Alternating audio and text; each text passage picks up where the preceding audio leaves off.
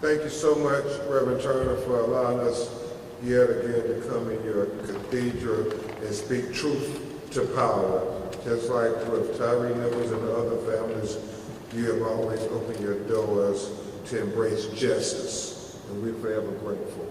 I am Attorney Ben Crump, along with Joshua's Freeman family.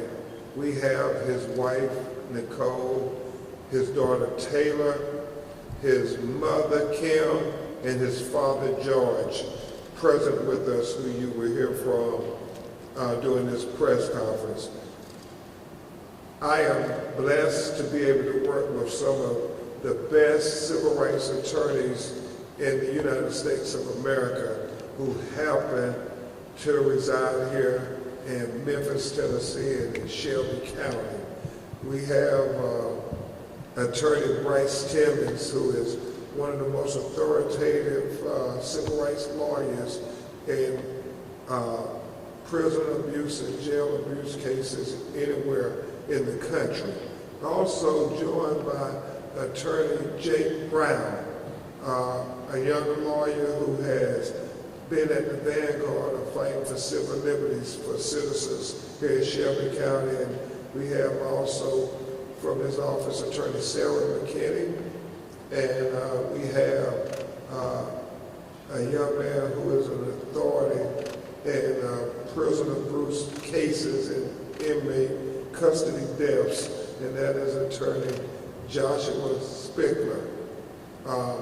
You're going to hear from them, and then you're going to hear from his wife and his parents, and then we're going to take your questions.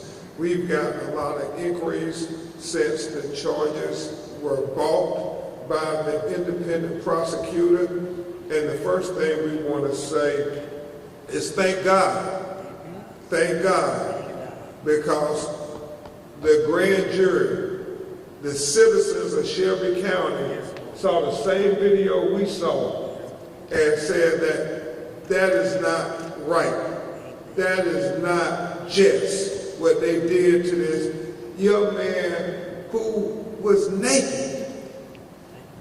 I mean, you could see that he was unarmed and he had no weapons, but yet you used excessive force. I mean, blow after blow. I can only imagine what Miss Kim and George were thinking as they watched their son be beat to death. I mean, they had, handcuffs they were beating them with. They had, the heavy metal keys they were beating them with. They were beating them with the pepper spray canisters. And I mean, it was repeatedly. And regardless of what anybody says, the video tells us what we need to know. And we're appreciative, and let's get them at least point this out, because this is very important here. You all now have seen the autopsy, the medical exams reported. Thank you, Corinne. And they talk about exacerbation, which led to him having a heart attack. That Attorney Jake Brown will go into further detail. But manner of death, homicide, type of death, in jail, prison, in police custody death. I mean, the medical examiner looked at the video. He examined the body. He read whatever the EMS report had put on it. And his determination was manner of death, homicide. It wasn't natural. And so we saw that just from looking at the video. But the citizens of Shelby County, who independent special prosecutor Glenn Funk presented it to, they saw the evidence and they told the Gershon Freeman family, we've seen enough. We've seen enough to say that you all should have a chance at justice. This should move forward. Charges should be brought. So we understand this is a step in the right direction. This is the first step on this long journey for justice. But my God, it's a big step. And this family have been praying for this day when they would say charges are brought against the killers of their son, of her husband, of her father. They've been praying for this day. And so now we're in the house of the Lord, and we're thanking God that justice is working for this unarmed, naked black man like it should work for any citizen in the United States of America. Justice for Joshan! Justice for Joshan! Justice for Joshan! Justice for Joshan! Justice for Joshan! Justice for Joshan! Justice for Joshan! Justice for Joshan! The final thing I will say before Attorney Bryce Timmons articulate his thoughts to you all is I got a lot of calls asking me to respond to statements that had been made, and I did not respond. Because I don't think it's about individuals. This is about a young man being killed and taken from this earth far too soon. That's right. This isn't political. Right. That's right. This is about getting justice for Miss Kim's baby boy. That's right. We are getting justice for George's son. If this was your child, whether it's the sheriff or anybody, and they did this to your child, you would want some measure of justice. That's right. That's what this is about. That's right. And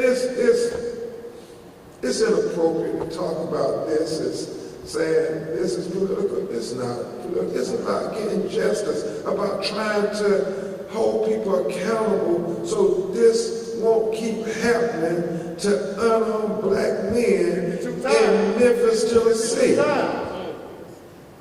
That's why we're fighting so hard. That's why we continue to say, no, you don't have to say no more, just look at the video. Just look at the video. Tyree video, I mean, all of these on video. And so why we having to explain why we're fighting for justice when you can see it for yourself? Reverend Turner, I'm just saying, you know, God gave us eyes for a reason. You can see the injustice. And just because you may be experiencing a mental health crisis and the color of your skin, that does not mean you are condemned to a death sentence, whether you're in the Shelby County Jail or anywhere in America. It's about justice. It's about simple justice. It's about justice for Gershon Freeman. Attorney Timmons will address you now.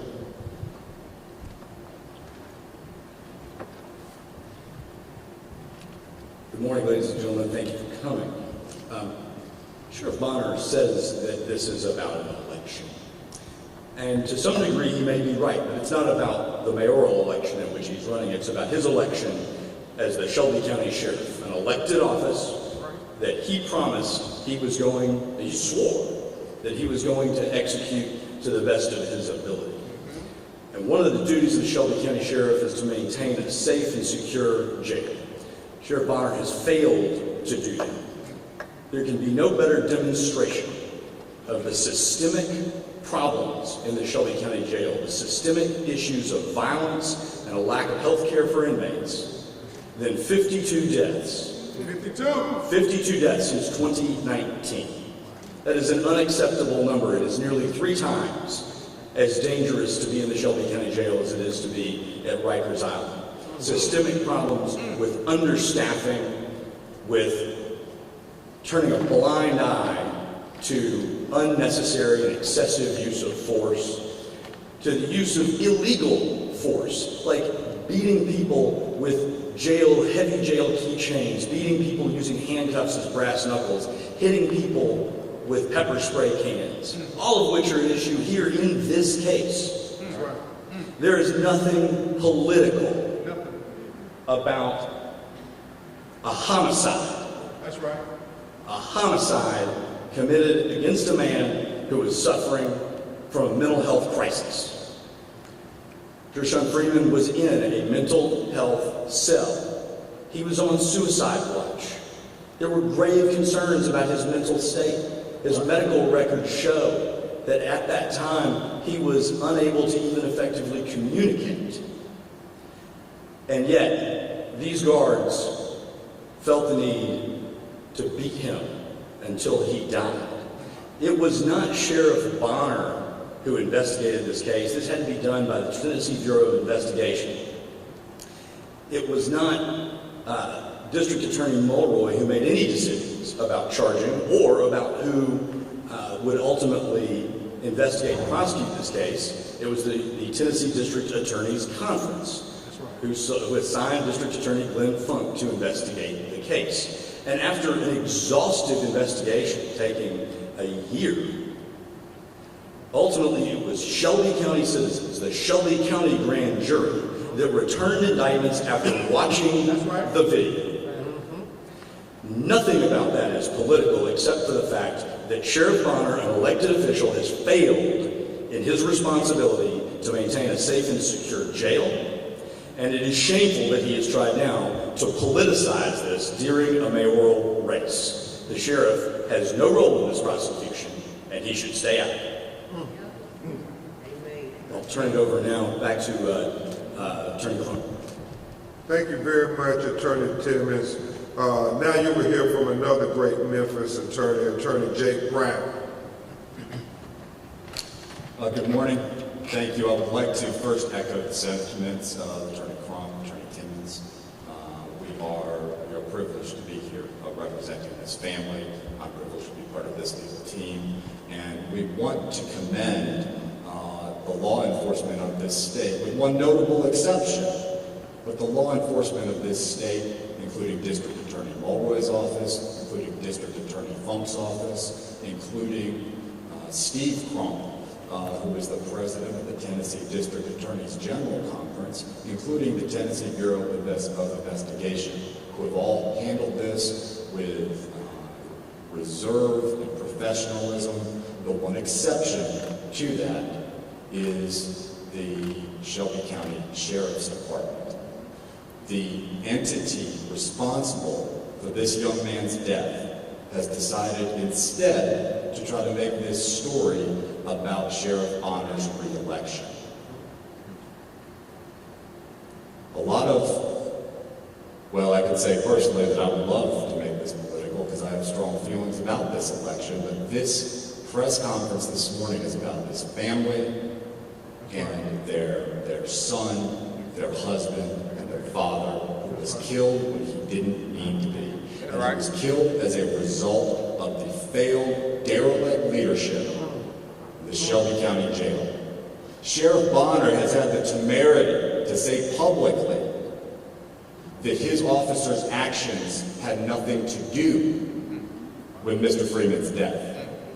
Evidently, he's watching a different video than the rest of the country. And evidently, he is not reading the medical examiner's report from the West Tennessee Regional Forensics Center, which says the manner of death is a homicide. It says that Mr. Freeman, who had, like many of us do, don't have a perfect heart. Maybe our cholesterol's a little up. But what the cause of death on the state medical examiner's report said is that it was an exacerbation of a heart condition he had brought on by physical altercation and subdual. That's a physical altercation that included these deputies pounding on Mr. Freeman with handcuffs used as brass knuckles, with rolls of rings of heavy jail keys used as brass knuckles, chemical irritant cans used as clubs. That was the physical altercation and subdual. that caused Mr. Freeman's death. It is shameful the way the Shelby County Sheriff's Department have stood behind these killers. Memphis has a serious homicide problem, and I would submit that a minimum qualification for anybody who thinks he or she is qualified to be mayor of this city is that they not expressly stand behind indicted murderers.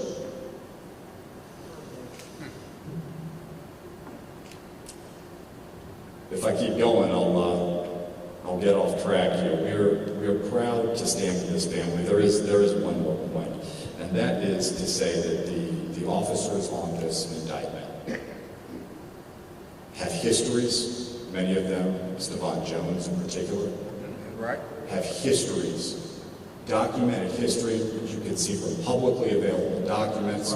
We'll help refer you there after the press conference if you have questions, but from publicly available documents, you can see that these deputies had a marked history of abuse of the worst kind imaginable. They had no business Right. looking out for the young men in that jail who, regardless of what they may have done or what someone may have said they've done, are the sons and the brothers and the husbands of Shelby County citizens. Thank you. Thank you so much, Attorney Jake Brown. Now you will hear from Attorney Joshua Spickler, who heads up an association who have studied this jail, and others who has a unique insight and perspective that most don't have, and we're proud to have the benefit of his counsel. Attorney Spickler. Thank you, Attorney Crump. I'm the Executive Director at Just City, and I've been an attorney in this town for 23 years, and I've taken countless phone calls and written and read countless letters from families just like this one. Families who are afraid that they'll never see their loved one again.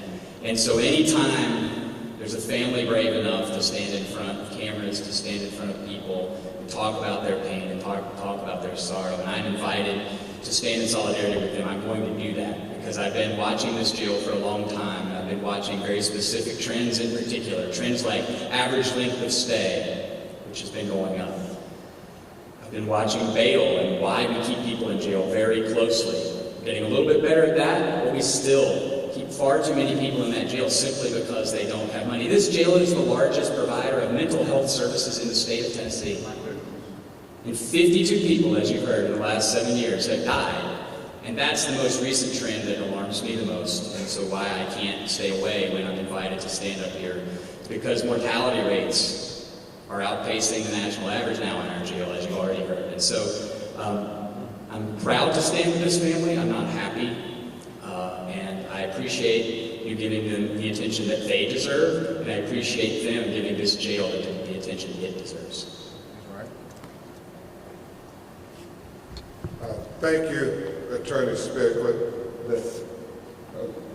Okay, Attorney Sarah McKinney says she thinks everything has been said by the attorneys, but we really appreciate your contributions to this legal team, Attorney McKinney. And so the people who have been affected most by this tragedy, you first hear from his wife, who Nicole, has her daughter Taylor standing beside her.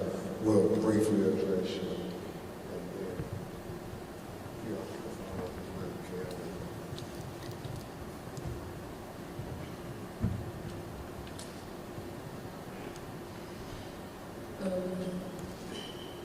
Our family's hurt. No one should really be having to go through what we're going through right now, but unfortunately, it's just the circumstances didn't lead Shelby County Jail. Jashawn meant a lot to everybody on the stage. He was loved.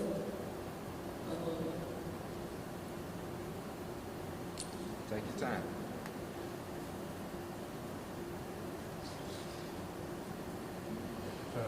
He was an amazing son. He was a great father. He was an amazing husband, and we've been robbed of all that. Why? Because, why? We still don't know why. 9 people involved. And I say Sheriff Bonner is just as accountable as 9 people that were there physically. We want justice. We want step closer, but we won't stop fighting. Amen. Justice for Jashawn. Justice for Jashawn. Thank you so much, Nicole. And now we will hear from George, his father. Yeah, I'm the father of Jashawn Freeman. All you 9 officers that did that to my baby, I want y'all to get everything y'all got coming, man. Because it didn't take 9 of y'all to do that to my baby. And I hope y'all get everything y'all got coming, man. Justice for my son. Justice for Jashawn. Thank you so much, Mr. George. And the final person you will hear from the family is his mother, Kim, who is heartbroken over this in ways I can't even articulate. The weapons were formed, but they aren't going to prosper. Amen. To each and every last one of you people who murdered my son, God gets the last say-so. Justice for Jashawn Freeman. Justice for Jashawn. Justice for Jashawn. Justice for Jashawn. Justice for Jashawn. Justice for Jashawn. Justice for Jashawn. Justice for Jashawn. At this time, we will try to take some of your questions, Jake, and Attorney Spickler, if y'all would come a little closer. We'll try to take some of your questions if you have some. Walter Murphy with Is this on? I don't think it's on. It's just Walter Murphy with Action News 5. I wanted to ask if you think that the patterns of practice investigation currently being done on the Memphis Police Department should also carry over to the Shelby County Sheriff's Office. We certainly have employed the Department of Justice to look at the activities going on in the Shelby County Jail that led to 52 people being killed right in custody. But I think Attorney Jake Brown and Attorney Josh Spickler may be better because they've been here studying the jail. I know they have a history of litigating against the jail. Jake? 100%. We would welcome the Department of Justice to open a pattern and practice investigation against the Shelby County Sheriff's Department. I would expect that it would probably be a distinct investigation. I mean, the DOJ is very methodical and deliberate about everything they do. If that were to happen, I would not expect it to happen, in the next several weeks or anything like that. And I think they would take a considered approach like they did with the Memphis Police Department. But certainly from everything we've seen in this case and so many other cases like it, there is a problem at 201. Yep. There's certainly a pattern. There's certainly evidence. It has to be separate from the police, of course, but I would welcome it as a longtime observer and advocate for the people in that facility. I think it's desperately needed, and I hope the Department of Justice is paying attention as well. Thank you for the question. Any other questions? Yes, ma'am. Do you think that these new indictments will have any impact on the lawsuit against Floyd Bonner and Shelby County government? Well, you go first, sure. They are yes and no. I mean, we're encouraged, certainly, and the family is encouraged that what we all saw on that video is being taken seriously by law enforcement. I think it's important to emphasize the separation, though, between District Attorney Funk's office and what they're prosecuting on the criminal side, and us, what we're pursuing on the civil side. I think it's worth mentioning. Mr. Timmons has said it before, but we had been told about these indictments last week before they were released on Wednesday morning. We were told, but DA Funk's office wouldn't even tell us the names of these individuals because they were sealed indictments, and that's what makes it all the more problematic from our perspective that Floyd Bonner decided to jump the gun and show a lack of respect deference for the criminal justice system that he claims to have 42 years in. I look at these matters more nationally, and what we endeavor to do is to make sure Gershon's, Freeman's family, like so many of the other families that have become known as hashtags to us, marginalized people of color whose constitutional rights have been violated, that they would get full justice. That's right. That his mother, his father, his wife, and his daughter would be able to say that Gershon Freeman was treated like a citizen with the full rights that the Constitution promised every citizen, like he didn't get on that video to get full justice. That means criminal culpability and civil accountability for justice. And so we think that these officers should be held accountable and go to jail.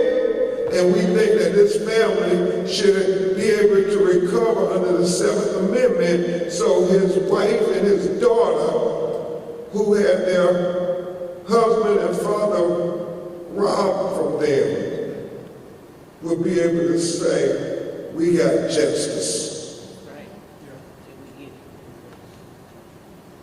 Any other questions? If not, we will keep you updated, especially on the Department of Justice requests and so forth.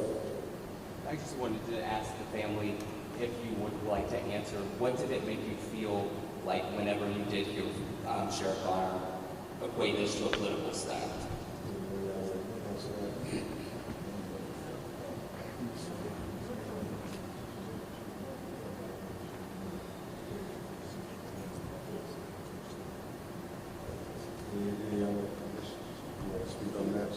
That was just cruel and hurtful. This is not about no political, none of that. This is about Deshaun Freeman. I just don't think that it took a lot of them to, do what they did. It was just hurtful from what he said. Okay. And his parents feel the same way, that it was very hurtful to them. We will continue to keep you all updated. Thank you all for covering this tragedy as well as all the others. It's been far too many tragedies here in Memphis, Tennessee, where unarmed black men have been killed by the very people who are supposed to protect and serve them. Thank you. Justice for Gershon. Justice for Gershon. Justice for Gershon. Justice for Gershon. Justice for Gershon. Justice for Gershon. Thank you.